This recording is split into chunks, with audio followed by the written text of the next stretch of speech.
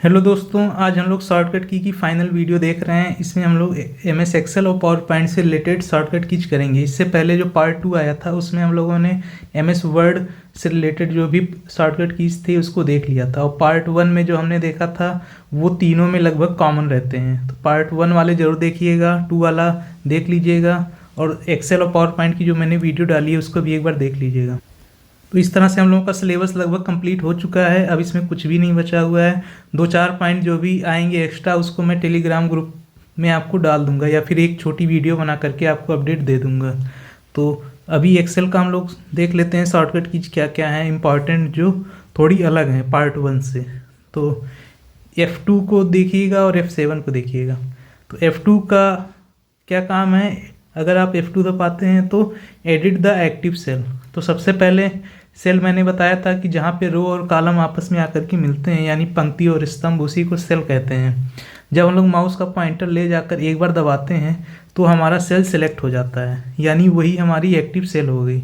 अब active cell के अंदर कुछ भी लिखने के लिए मैंने बताया था कि इसमें एक बार जब और क्लिक करेंगे तब कर्सर यहाँ पे ऑन होता है। तो उस काम को आप एक बार क्लिक करके इससे भी कर सकते हैं, F2 दबा करके। मतलब एक बार सिलेक्ट कर लीजिए माउस से सेल को, उसके बाद जो है F2 दबाएंगे तो उसमें एडिट करने का ऑप्शन आएगा। ये आपका हो गया F2 का फंक्शन। F7 का फंक्शन क्या है, open spelling and grammar check. तो ये मैं पार्ट 1 से ही आपको बताते हुए आ रहा हूँ, और पार्ट 2 में भी देखे थे हम लोग कि F7 का यूज हम लोग स्पेलिंग चेक और ग्रामर चेक के लिए करते हैं। अच्छा, एक ये तो शॉर्टकट की हो गया। मैंने बताया था कि जो हमारा मेन्यू बार होता है, मेन्यू बार के किस मेन्यू में ये ऑप्शन आता है स्पेलिंग चेक और ग्रामर चेक का। तो आपको याद होगा मैंने रिव्यू में बताया था, रिव्यू। और ये तीनों एप्लीकेशन में चलता है, वर्ड में, एक्सेल में और पावर पॉइंट, तीनों में चलता है। तो रिव्यू पे जा करके जब हम लोग दबा रहे थे, क्लिक कर रहे थे, तो वहाँ पे ऑप्शन आ रहा था कि स्पेलिंग चेक और ग्रामर चेक का। तो इस काम को हम लोग बिना वहाँ पे गए हुए भी कर सकते हैं F7 को क्लिक करके। तो ये चीज़ आपको समझ में आ गई होगी, और आप इसी समय याद भी करते चलिए। ऐसा नहीं है कि अलग से टाइम आएगा जब आप याद करेंगे, यहीं पे आप याद कर लीजिए। जो कन्फ्यूजन वाला हो उसको एक जगह लिख लीजिए, बाकी इसका मैं नोट्स भेज दूंगा टेलीग्राम ग्रुप पे। नेक्स्ट इंपॉर्टेंट, ये दो मैंने रेड कलर से किए हुए हैं, कंट्रोल प्लस सेमी कॉलन। ये है सेमी कॉलन का चिन्ह, और ये है control plus shift plus colon. अगर इसको दबाते हैं तो ये हमारा किसका है, अगर हमें करंट डेट को इंसर्ट करना है तो सेमी कॉलन दबाएंगे कंट्रोल के साथ, और कंट्रोल शिफ्ट के साथ अगर कॉलन दबाएंगे, ये वाला बटन दबाएंगे, तो क्या इंसर्ट होगा, करंट टाइम इंसर्ट होगा। तो ये दो चीज़ें याद रखिएगा। हो सकता है एग्जाम में पूछ ले कि डेट इंटर करने के लिए कौन सी शॉर्टकट की है और टाइम इंटर करने के लिए कौन सी शॉर्टकट की है। तो ये दोनों क्लियर हो गया, इसको याद रखिएगा। नेक्स्ट है हमारा कंट्रोल प्लस एन और कंट्रोल प्लस W। तो एन वाला हम लोग देखे थे, जहाँ पे भी हम लोग एन दबा रहे थे वहाँ पे या तो नई स्लाइड, पावर पॉइंट में स्लाइड ऐड होती है, एक्सेल में उसी को हम लोग क्या कह रहे थे, वर्कशीट कह रहे थे, एक वर्कशीट ऐड होती है। और वर्कशीट का जो कॉम्बिनेशन होता है, कई सारे जो वर्कशीट होते हैं उसी को हम लोग वर्कबुक कहते हैं। तो कंट्रोल प्लस एन किस लिए यूज हो रहा है, एक न्यू वर्कबुक ऐड करने के लिए। अच्छा, कंट्रोल प्लस W किसके लिए यूज हो रहा है, क्लोज द करंट वर्कबुक। तो करंट वर्कबुक जो भी जिस पे आप काम कर रहे हैं उसको क्लोज कर देंगे। सारी क्लोज नहीं हो रही हैं, जिस पे आप काम कर रहे हैं वही, ठीक। अच्छा, शिफ्ट प्लस F11 ये क्या करता है, इंसर्ट ए न्यू वर्कशीट। तो आप वर्कशीट और वर्कबुक का डिफरेंस समझ पा रहे होंगे। अगर आप वीडियो देखे हैं तो इसको क्लियरली समझ पा रहे होंगे। मैंने बताया था कि जो वर्कबुक होता है, वर्कबुक होता है मतलब ये बुक हो गई, ये किसका कॉम्बिनेशन है, वर्कशीट का कॉम्बिनेशन है। तो एग्जाम में कंफ्यूज मत होइएगा कि वर्कबुक और वर्कशीट को इंटर करने वाली शॉर्टकट की क्या थी। तो एक बार फिर से देखते हैं, कंट्रोल प्लस W ये हमारी वर्कबुक को ऐड कर रही है, जबकि शिफ्ट प्लस F11 इसको क्लिक करने पे क्या हो रहा है, insert a new worksheet. Worksheet का मतलब एक पेज, जो भी एक्सेल में पेज होता था उसको हम लोग सीट कहते थे, वर्कशीट कहते थे। तो ये सब चीज़ें याद रखिएगा। और कंट्रोल प्लस N यहाँ पे एक न्यू वर्कबुक ऐड कर रहा है, और W ये करंट वर्कबुक को क्लोज कर रहा है, कंट्रोल प्लस W। और शिफ्ट प्लस 11 क्या कर रहा है, insert a new worksheet. Worksheet का मतलब एक पेज ऐड कर रहा है। ठीक है, बुक का मतलब कई सारी सीटें ऐड हो रही हैं। चलिए अब देखते हैं नेक्स्ट वाला, Ctrl+F9 तो minimize the current workbook window. तो इसको मिनिमाइज करने के लिए Ctrl+F9 यूज हो रहा है। जो हमारा वर्कबुक खुला है, वर्कबुक में मैंने बताया था कि एक बार हम लोग जब खोलते हैं MS एक्सेल तो उसमें 3 सीटें रहती हैं, 1 2 3 ऐसे लिखा रहेगा, सीट 1, सीट 2 और सीट 3। तो ये तीनों को मिला करके हम लोग वर्कबुक कर रहे हैं। तो इसको मिनिमाइज करना है तो Ctrl+F9 करेंगे, ठीक, और F10 कर देंगे तो ये maximize the current workbook window, तो इसी को मैक्सिमाइज कर देगा। ऐसे आप समझ सकते हैं जो हमारा विंडो कंट्रोल की था, ये वाला एक सिंबल था, ये वाला एक सिंबल था, ये वाला एक सिंबल था, तो यही था मिनिमाइज वाला, ये मैक्सिमाइज वाला। तो वो काम हम लोग किससे कर रहे हैं, शॉर्टकट की से कर रहे हैं। Ctrl+S और F12, इसका भी डिफरेंस याद रखिएगा। ये उसमें MS वर्ड में भी सेम था और पावर पॉइंट में भी आपका सेम रहेगा। वर्ड, पावर पॉइंट और एक्सेल में तो हम लोग इसको पढ़ ही रहे हैं, तो ये एक्सेल, ये सब में सेम है। तो लास्ट वीडियो में और उससे पहले वीडियो में मैंने बताया था सेव और सेव एज में क्या डिफरेंस है। मैं बहुत सिंपल लैंग्वेज में उसको समझाया था, फिर भी कुछ लोगों का कन्फ्यूजन आ रहा था कि सर ये गलत है सही है। तो ये बहुत सिंपल लैंग्वेज में मैंने समझाया था कि सेव और सेव एज में क्या डिफरेंस है। और सेव के लिए Ctrl+S यूज करते हैं और F12 किसके लिए यूज होता है, सेव एज के लिए।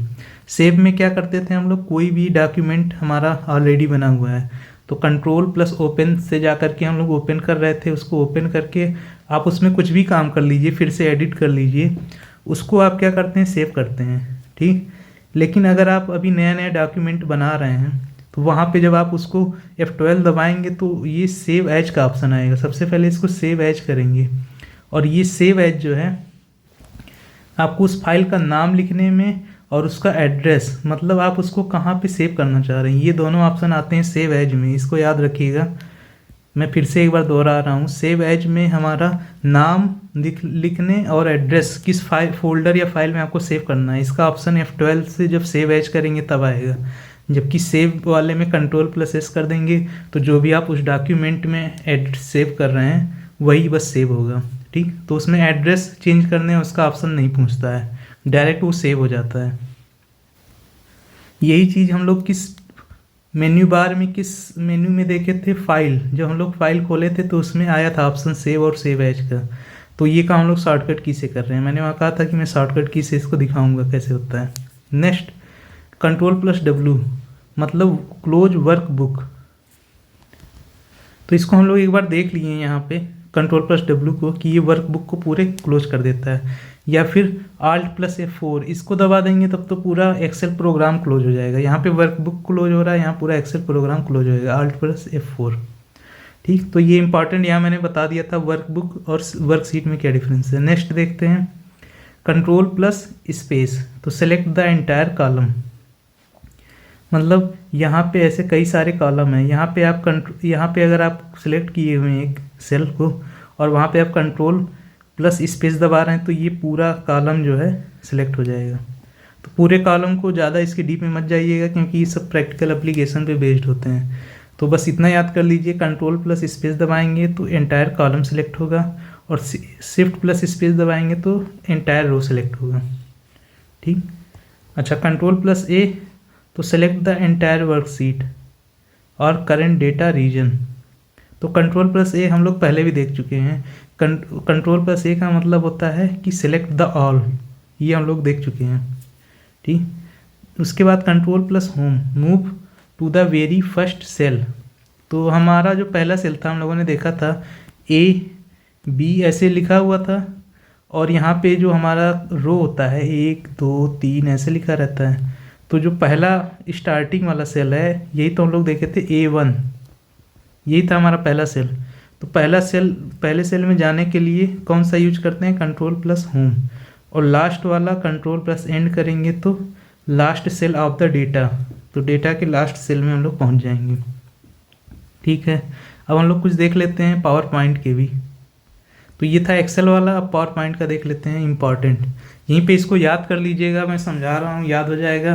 बाकी कोई अगर इम्पॉर्टेंट आपको समझ भूल जा रहा है तो उसको एक पन्ने पे लिख लीजिएगा तो आपको भूलेगा नहीं। नेक्स्ट देखते हैं F5 स्टार्ट। तो start the slide show from the beginning. Slide show के बारे में मैंने पूरा डेफिनेशन समझाया था। स्लाइड शो करने के लिए F5 आप क्लिक कर देंगे। ये पूछता है, एक बहुत इंपॉर्टेंट क्वेश्चन है, start the slide show from the beginning. तो बिगनिंग का मतलब स्लाइड 1 जो हमारी है, तो जहाँ पे भी हम लोग पावर पॉइंट में मटेरियल लिख रहे थे, जो पेज खुलता है उसी को स्लाइड बोल रहे थे, ठीक, पावर पॉइंट में।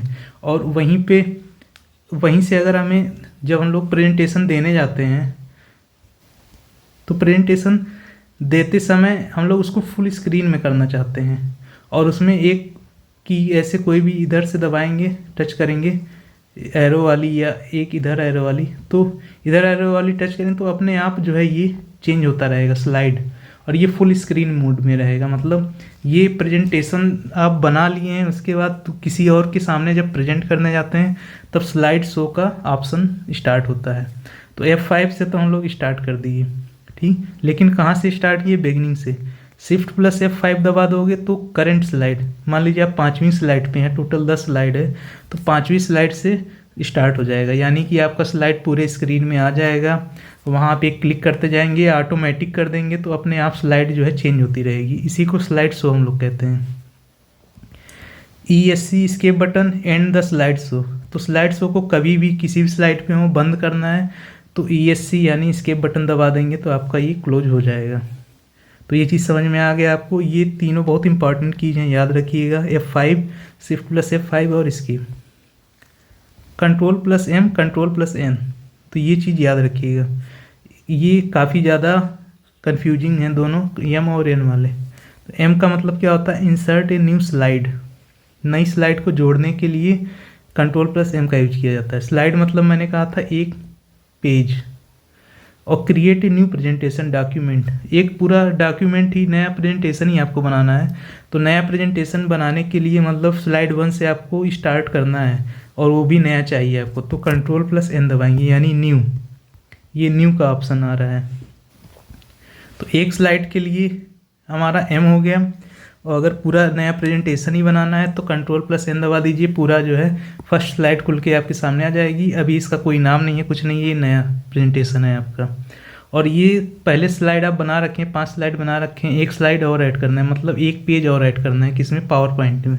तब आप कंट्रोल प्लस M दबाएंगे। इस चीज़ को एकदम याद कर लीजिए यहीं पे ही। नेक्स्ट है कंट्रोल प्लस P, तो change the pointer to a pen, ठीक। माउस का जो पॉइंटर हमारा है इसको आप एक पेन के आकार में कन्वर्ट कर सकते हैं। ये कंट्रोल प्लस P स्पेशली होता है जब इस वाले कंडीशन में हम लोग रहते हैं, स्लाइड शो वाले में, तब। नेक्स्ट है control plus A, change the pointer to an arrow, तो एक एरो जैसा फिर से करना है तो कंट्रोल प्लस A कर दिए, ठीक। फिर control plus H, hide the pointer और नेविगेशन बटन, तो हाइड करने के लिए यानी कि पॉइंटर बटन पूरी तरह से गायब हो जाए। एक तो था कि पेन के रूप में आ जाए तो कंट्रोल प्लस P कर दिए, फिर उसको कन्वर्ट करना एरो में तो कंट्रोल प्लस A कर दिए, और कंट्रोल प्लस H करने से क्या हो रहा है? हाइड द पॉइंटर या नेविगेशन बटन, तो उसमें पॉइंटर ही गायब हो जाएगा आपका। F7 स्पेलिंग चेक, याद रखना, ग्रामर चेक, स्पेलिंग चेक के लिए F7 यूज होता है। और यही चीज़ हमें रिव्यू वाले टैब में मिला था। जब रिव्यू हम लोगों ने मेन्यू बार में जा कर के रिव्यू खोला था तो उसमें ऑप्शन आ रहा था स्पेलिंग चेक का, ठीक। अब आल्ट के साथ N दबाइए या P, ये किस लिए यूज होता है? एक पिक्चर ऐड करने के लिए। तो ये उतना इम्पॉर्टेंट नहीं है, जो इम्पॉर्टेंट था मैंने यहाँ पे बता दिया। 8-9 यहाँ से याद कर लीजिएगा पावर पॉइंट के, तो आपका काम हो जाएगा। तो हम लोग का सिलेबस कंप्लीट हो गया है। इसका भी मैं मटेरियल आपको जो है, इसका PPT मैं डाल दूंगा आपके टेलीग्राम ग्रुप में। टेलीग्राम का लिंक डिस्क्रिप्शन में है, वहाँ जाके आप सारे नोट्स को डाउनलोड कर सकते हैं। बाकी और कोई अपडेट आता है और कुछ अपडेट डालना होता है मुझे, छोटा छोटा पॉइंट, तो मैं टेलीग्राम पे इसको पोस्ट कर देता हूँ। तो टेलीग्राम चैनल ज़रूर ज्वाइन करिएगा। And thank you for watching. Thank you.